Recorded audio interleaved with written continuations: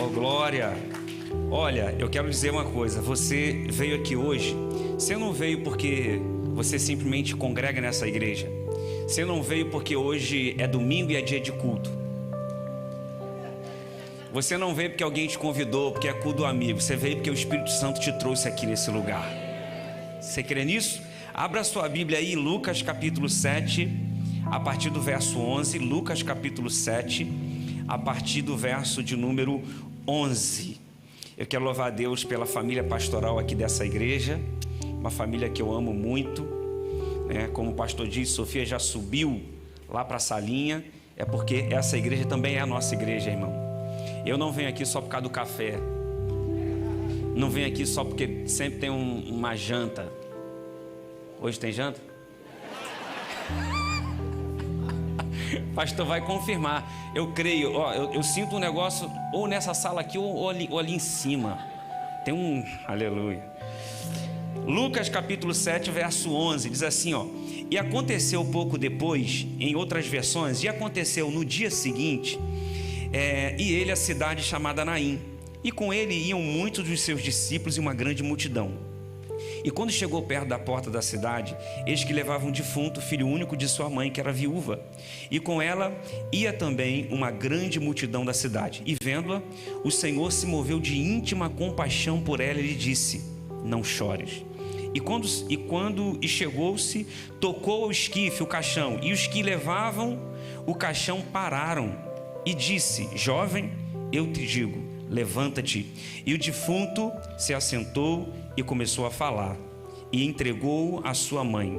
E de todos se apoderou o temor, e glorificavam a Deus, dizendo: um grande profeta se levantou entre nós, e Deus visitou o seu povo.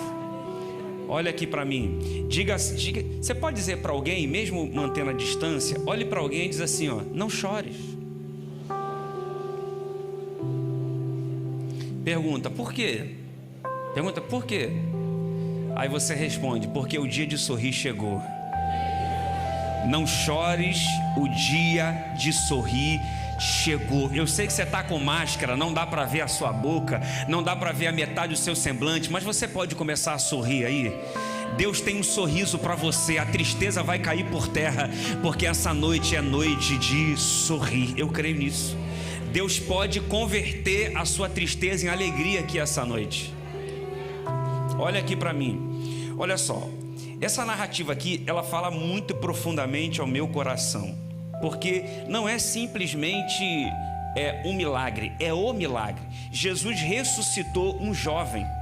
Então olha o que acontece. A Bíblia começa dizendo que Jesus estava com uma multidão, e no meio dessa multidão estavam também com eles alguns discípulos. Então Jesus estava com alguns discípulos, e a Bíblia diz que eram muitos, né? Eu creio que não eram só os 12, mas outros que Jesus considerava também seus discípulos, estava sempre com ele, e uma grande multidão. Só que a multidão está atrás de Jesus, muitos no meio daquela multidão está atrás por aquilo que Jesus podia fazer. Mas os discípulos não estavam com Jesus por aquilo que ele poderia fazer. Os discípulos estavam com Jesus por quem ele era. Vocês estão entendendo? Porque os discípulos não precisavam de cura, não precisavam de milagres, mas mesmo assim estavam com ele. É porque tem gente que está indo atrás pelo que ele pode fazer, mas tem gente que está com ele por quem ele é. Então quem é você? Você faz parte daqueles que estão indo atrás de Jesus porque Jesus pode fazer, ou você está atrás dele porque simplesmente você está?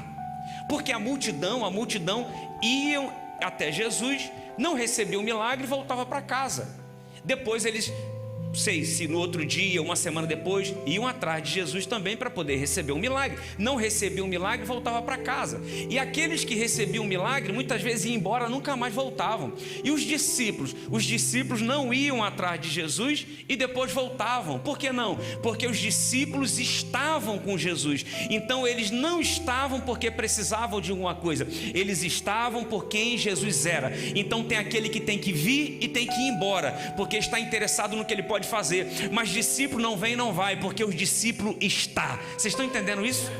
Porque o evangelho é um chamado para ter. O evangelho não é um chamado para conquistar as bênçãos. O evangelho é um chamado para estar. A Bíblia diz: aquele que está em Cristo, nova criatura é. As coisas velhas se passaram e eis que tudo se fez novo. Tem alguém aqui que está com Ele, que está com Ele por quem Ele é? Você está entendendo isso?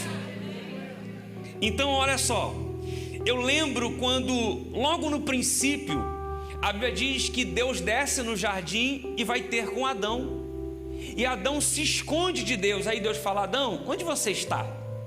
Por que é que Deus está perguntando onde ele está? Porque ele não estava mais aonde Deus se encontrava com ele. Então ele saiu do lugar onde Deus tinha colocado ele. É o que eu estou dizendo, a gente precisa estar na presença dele. Sabe quando é que Deus vai começar a realizar grandes coisas na sua vida? É quando você está. Você precisa assumir um compromisso de ter um encontro diário com ele. Você não é aquele que vem e depois vai embora. Você não está aqui porque você precisa de um milagre. Você não está aqui porque você precisa de uma bênção. Porque mesmo se você não tivesse precisando de um milagre, de uma bênção, de uma vitória, você estaria nesse culto. Porque você não vem porque você precisa, você vem porque você está. Você está entendendo? Quem está entendendo o que eu estou pregando aqui, irmão? Ó, existiam aqui duas multidões. Uma multidão que estava com Jesus, que estava entrando em Naim, que era um vilarejo, era uma cidade. Jesus estava com uma multidão entrando em Naim, e dentro de Naim tinha uma outra multidão saindo da cidade. Então Jesus está entrando na cidade e tem uma multidão saindo da cidade. A multidão que está com Jesus é uma multidão alegre, uma multidão feliz, porque a multidão está acompanhando Jesus, que é a fonte de alegria. E a multidão que estava dentro da cidade estava saindo da cidade porque estavam indo para o cemitério. O cemitério ficava do lado de fora da cidade. Então a multidão que está saindo da cidade está acompanhando um velório. Tinha uma mulher que era viúva e um filho que estava morto. Então aquela multidão estava acompanhando essa mãe com o filho que estava morto, indo para o cemitério. Então tem uma multidão triste e tem uma multidão alegre. A multidão alegre vai se encontrar com a multidão triste. Deixa eu dizer uma coisa para você. Talvez você entrou aqui com um problema. Talvez você entrou aqui triste, cabisbaixo. Talvez você entrou aqui chorando. Talvez você está vivendo um tempo de luto. Talvez você está vivendo um tempo de dificuldade, de escassez. A multidão de Jesus vai se deparar com a multidão da tristeza, e algo vai acontecer aqui essa noite. Vocês estão entendendo isso? Porque é que a multidão que está com Jesus é a multidão que está alegre? Porque é uma multidão que está com Jesus e a multidão sabe quem é Jesus. A multidão sabe o que ele pode fazer. A multidão já ouviu várias mensagens de Jesus. Então a multidão está alegre porque a multidão sabe quem é Jesus. E por que é que a multidão que está saindo da cidade está triste, está cabisbaixa, está chorando? Porque essa multidão sabe o que a mulher está vivendo. A multidão sabe o cenário que essa mulher está vivendo. Então toda a multidão sabe: essa mulher está mal porque o filho morreu. Ela era viúva, o marido também havia falecido não sei quanto tempo antes, e agora a morte alcançou a vida do filho. Então essa mulher, ela está indo para o cemitério. Toda a multidão está sentindo o que aquela mulher está sentindo, ou talvez está triste porque essa mulher está triste, está vivendo um tempo de perda, um tempo de luto, um tempo de dor. Uma vez eu estava em Cabo Frio, há muitos anos atrás, eu era garoto, e aí era carnaval, e aí passou um carro apitando. Tinha uma sirene no carro e um alto-falante em cima do carro, uma corneta, e o cara dizia: seu fulano de tal, da padaria, faleceu e o velório é hoje, tal hora. Por que é que aquele carro estava anunciando que o seu fulano, que eu não lembro o nome, havia falecido, e era aquele senhor que trabalhava na padaria? Porque era um lugar pequeno. Arraial do Cabo é um lugar pequeno, então as pessoas se conhecem. Então toda a cidade, que era um vilarejo, Naim, sabia o que estava acontecendo com essa mulher, porque era um lugar pequeno. Olha, não tem o filho de fulana de tal? Faleceu. Então não tinha internet para anunciar, não tinha um alto-falante para anunciar, porque era um lugar pequeno. Então todo mundo sabia quando alguém havia falecido.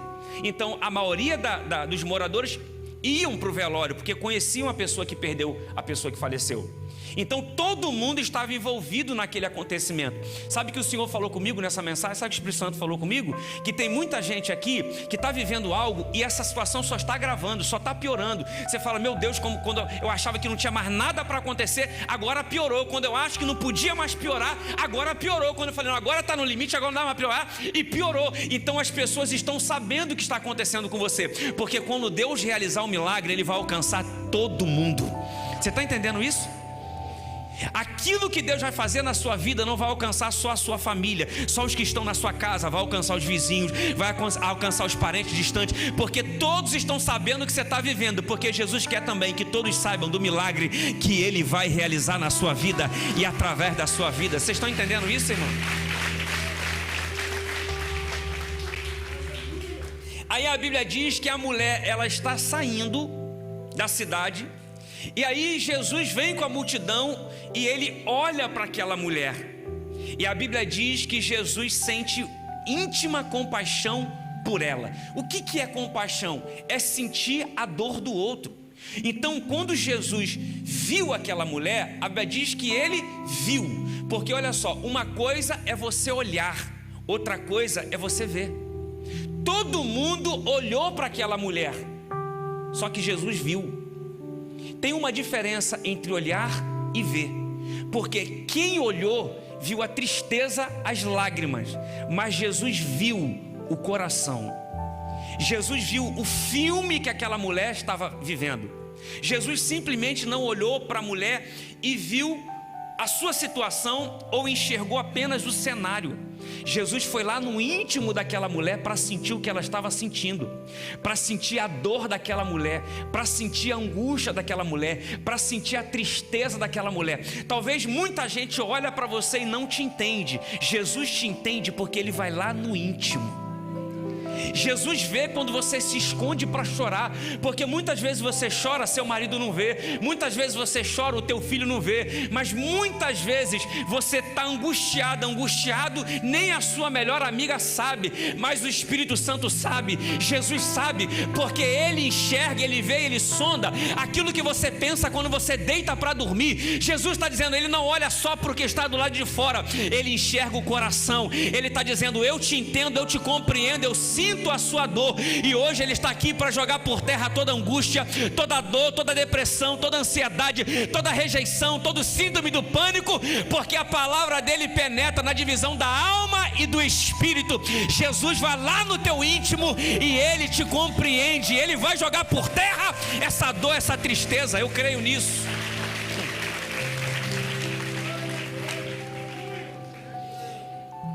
O cemitério ficava do lado de fora. Então a mulher, quando ela está chegando com a multidão, com o caixão, próximo ao portão da cidade, já para sair da cidade e para chegar no cemitério, Jesus, Ele vai parar essa multidão, porque Ele está vindo com a sua multidão, com a multidão da alegria. Jesus chega, Ele viu a mulher. Então a Bíblia diz que Jesus estava próximo do portão, a mulher estava saindo, estava chegando próximo do portão para sair da cidade, ou seja, ela estava no limite. Se você for ver na cultura judaica, esse corpo, quando eles, por que o cemitério não era dentro da cidade? Porque o corpo, para aquela cultura, para a cultura judaica, era impuro. Então, quando ela sai da cidade, ela sai para enterrar do lado de fora, porque o cemitério ficava lá. O corpo não podia mais voltar para a cidade. Tinha um tempo para velar o corpo, e agora esse corpo tem que sair da cidade dentro desse tempo, porque senão a cidade podia ser amaldiçoada, a cidade podia ficar impura. Então ela está no limite já para o filho deixar a cidade, ainda que esteja morto. Então quando está no limite, Jesus chega e fala, para por aí, ninguém vai sair da cidade. Jesus chega no limite, irmão. Talvez você está vivendo o teu limite, mas Jesus muitas vezes chega no limite.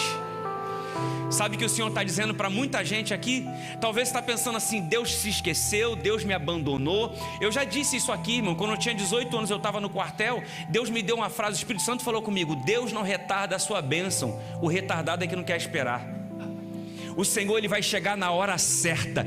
Pode ser no limite, mas Ele chega, porque Ele nunca chega atrasado. Ele chega na hora certa. Talvez você está no limite das tuas forças, talvez você está no limite da tua esperança, mas é nessa hora que Ele vem para mostrar que Ele é Deus na sua vida. Você está no limite, Ele tem resposta para você. Você está no limite, Ele abre uma porta. Você está no limite, Ele vem para intervir. Você está no limite, Ele vem para trazer resposta.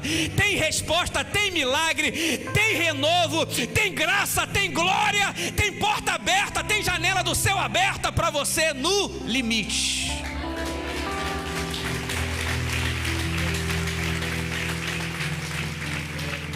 Aí a Bíblia diz assim, ó: e quando chegou perto da porta da cidade, eis que levavam um defunto. Olha que interessante. E quando chegou perto da porta, não fala perto da cidade, fala perto da porta, porque a porta é limite entre a cidade e o lado de fora da cidade. Então a Bíblia diz que ele estava perto da porta. Então quando você está chegando no seu limite, que você acha que agora não tem mais jeito, que ninguém me ajuda, ninguém acredita, nem eu creio mais, o Senhor está dizendo: eu não estou longe, eu estou perto. Quando você se acha rejeitado, rejeitada, porque ninguém acredita mais, talvez nem você crê mais, nem você tem mais esperança, o Senhor está dizendo: é nessa hora que você acha que eu estou longe, eu não estou longe, eu estou perto. Ah, irmão, você pode sentir a presença do Senhor aí perto. Ele não está longe, Ele está perto. Aí, porque, irmão, não é assim? A mulher, ela tinha uma multidão com ela, mas muitas vezes você está vivendo uma situação tão complicada, tão difícil, que pode ter uma multidão e mesmo assim você se sente só. Pode ter uma multidão, mas mesmo assim você se sente abandonado, rejeitado. Pode ter uma multidão, mas parece que você está completamente sozinho, sozinha. Mas é nessa hora que às vezes nem a multidão te completa. É que o Espírito Santo se faz presente para dizer: eu sou contigo. Jesus chega no limite. Aí o que acontece? As pessoas que estavam ali, muitos eram amigos, muitos estavam ali para prestar a sua solidariedade, muita gente estava ali para dar uma palavra de conforto, mas em todo o velório, principalmente naquela época, tinham pessoas que estavam ali por interesse. Tinham pessoas que estavam ali porque elas estavam ali para ganhar, para lucrar. Então tinha gente que eram pagas para chorar. A pessoa estava ali e chorava pela pessoa que se foi, só que ela não chorava porque ela estava sentindo a dor daquela mãe. Não estava chorando porque gostava da pessoa que morreu. Estava chorando porque ela era paga para chorar. Vocês estão entendendo? Então a lágrima só está saindo do rosto porque vai ganhar alguma coisa por isso. Então as pessoas que estavam carregando o caixão, não é porque era tio, não é porque era amigo, não é porque era parente, estavam carregando porque elas eram pagas para carregar o caixão. O coveiro que está lá no cemitério, ele estava lá esperando o defunto chegar para enterrar, porque ele estava sendo pago para isso. Então as pessoas estavam carregando o caixão, a mão está no caixão, está carregando porque está sendo pago. Está sendo pago para fazer o quê? Para enterrar aquilo que você mais ama, para enterrar teus sonhos, para enterrar tua esperança. Está carregando, mas está carregando porque vai receber. Está carregando porque tem interesse. Só que quando Jesus chega, Jesus não coloca a mão para carregar o caixão. Jesus não coloca a mão no esquife para carregar. Jesus toca. Porque tem gente que carrega, mas tem gente que toca. Tem gente carregando, mas Jesus não vai carregar, Jesus vai tocar. Porque tem gente carregando para enterrar, Jesus vai tocar para ressuscitar. Tem gente carregando você e está carregando por interesse, está carregando porque está indo enterrar o teu sonho, mas Jesus vai ressuscitar os teus sonhos aqui essa noite. Jesus toca nisso que para você já morreu, Jesus toca naquilo que você acha que não tem mais jeito, Ele simplesmente toca. Eu creio no toque de Jesus aqui na tua vida, na tua empresa, nos teus sonhos, nos teus negócios, no teu casamento. Jesus está tocando aqui essa noite. Só quem acredita nisso, você pode levantar a tua mão e adorar o nome de Jesus. Diga para Ele: eu creio que o Senhor toca. Tem gente, a multidão ela carrega por interesse, mas Jesus carrega porque ele está interessado. Vocês estão entendendo isso? Eu estou carregando porque eu tenho um interesse. Jesus toca porque ele está interessado. Ele está interessado não no que você pode dar, não no seu dinheiro. Jesus está interessado no teu milagre, na tua alegria, na tua prosperidade, na tua... Vocês estão entendendo isso, irmão? E aí, olha só o que acontece. Jesus olha para a mulher e diz assim: não chores. Irmão, tem coisas que Jesus faz, tem coisas que Jesus fala, irmão, que não tem nexo. Não dá muitas vezes para você entender. Então com Jesus, deixa eu te dar uma dica. Com Jesus, não tente muitas vezes entender, só viva o que ele está dizendo. É por isso que um dia Maria chegou no casamento, acabou o vinho, ela chegou para os mestres de sala lá e falaram assim, ela falou assim, faça tudo o que ele vos disser. Porque aí Jesus falou, vai lá, pega as talhas e enche com água. Aí se eu fosse garçom, eu ia falar assim, o povo aqui é crente, eles não querem água não, eles querem refrigerante, e não pode nem ser Dolly, tem que ser Coca-Cola. Água eles têm em casa, eles querem vinho. Só que Maria disse, não questiona não, faz o que ele está mandando fazer. Porque muitas vezes você não vai entender. Porque milagre não é para entender, milagre é para viver. Milagre não se explica, milagre se vive. Eu vim agora de Recife, aí o médico falou para um pastor lá que a mulher dele não podia ter filho. Quer dizer, ele não podia ter filho, ele estava fazendo um tratamento, não podia ter filho. Aí o médico disse assim, se a sua esposa engravidar, ela te traiu. Aí ele falou, doutor, respeita a minha esposa, eu sou um pastor, minha mulher é fiel. Ele, não estou dizendo que ela vai te trair, eu só estou querendo dizer que é para você entender que não tem como, você não pode ter filho. Eu estou dizendo isso para você se preparar, porque ela é nova, ela vai querer ter filhos e pode acontecer um divórcio por conta disso. Ele falou, doutor, a minha mulher vai engravidar. Ele falou, se ela engravidar, eu pago o DNA. Irmãos, agora, na campanha que o nosso pastor Silas fez, a campanha é uma campanha para a gente viver o sobrenatural, e ele foi lá, entrou na campanha, fez a campanha e falou, Senhor, eu quero que minha esposa engravide. Ela engravidou. Ela ficou com tanto ódio do médico, sabe o que ela fez? Ela vendeu um bem dela para fazer o DNA. Aí eles foram lá e levaram o DNA para o doutor. Ele falou assim, me dá a conta de vocês que eu vou depositar. Aí ele falou, mas eu vou investigar o que aconteceu. Ele foi lá, falou com um amigo doutor, pós-graduado, mestrado, doutorado e retardado e tudo. Estudou na China, em tudo que é lugar. E aí falou, não, o que aconteceu com ele, em tantas mil pessoas, acontece uma em cada não sei quantas mil. Ele falou, doutor, não é em cada 1000 pessoas, cada não sei quantas milhões de pessoas acontece com um. Isso aqui não tem como explicar, porque é coisa do céu. Vocês estão entendendo? O que Deus vai fazer na sua vida, não tente explicar, é milagre, irmão. Mulher, não chores. Se eu estou num velório, irmão, aí está aqui, a mãe perdeu o filho, minha mãe perdeu o meu irmão Ezequiel, e minha mãe há mais de 14 anos sente uma dor na região do útero dela, que nenhum médico, na verdade diagnosticaram ela com uma doença psicossomática, ou seja, não tem remédio, porque é logo do lugar da onde ele saiu, você entende? Então, eu sei o que é uma mãe perder um filho. Eu não sei a dor, mas eu presencio e vejo a dor da minha mãe de ter perdido o meu irmão, de ter perdido um filho.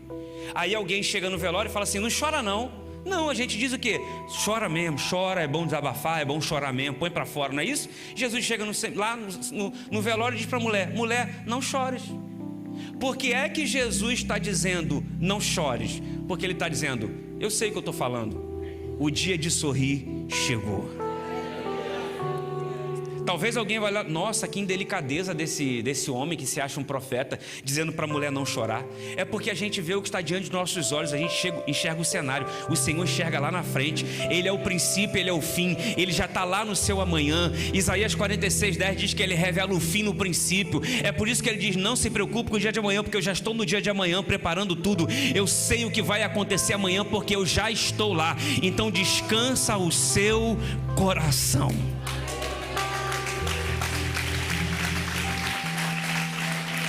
Aí Jesus diz assim, jovem, eu te digo, levanta-te. Aí a Bíblia diz assim, ó, e o defunto sentou e começou a falar. Irmão, olha isso aqui, olha só.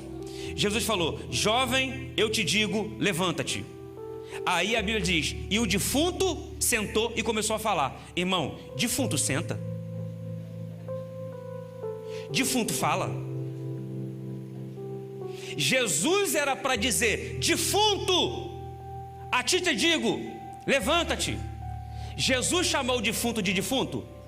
E por que é que depois que o defunto ressuscitou, o texto está chamando ele de defunto? Porque as pessoas vão sempre querer fazer você se lembrar do seu passado, mas Jesus vai sempre te remeter para o presente e para o futuro. Chamaram o jovem de defunto depois que ele tinha ressuscitado, e Jesus chamou o defunto de jovem, porque o mundo, a multidão vai chamar você pelo seu estado, mas Jesus vai te chamar pelo teu nome. Ele vai te chamar por quem você é, jovem. Vocês estão entendendo isso?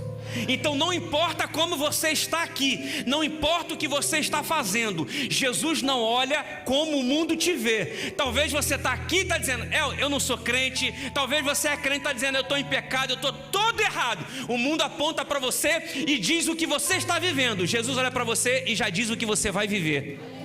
Jesus já te enxerga por quem você é. Vocês estão entendendo isso?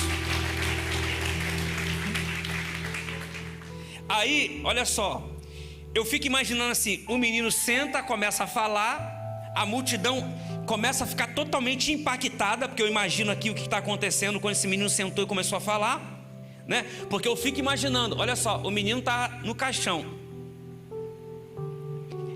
Aí Jesus falou, jovem, eu te digo, levanta-te. O menino, o que está acontecendo? Meu Deus, que multidão é essa aqui, meu Deus do céu.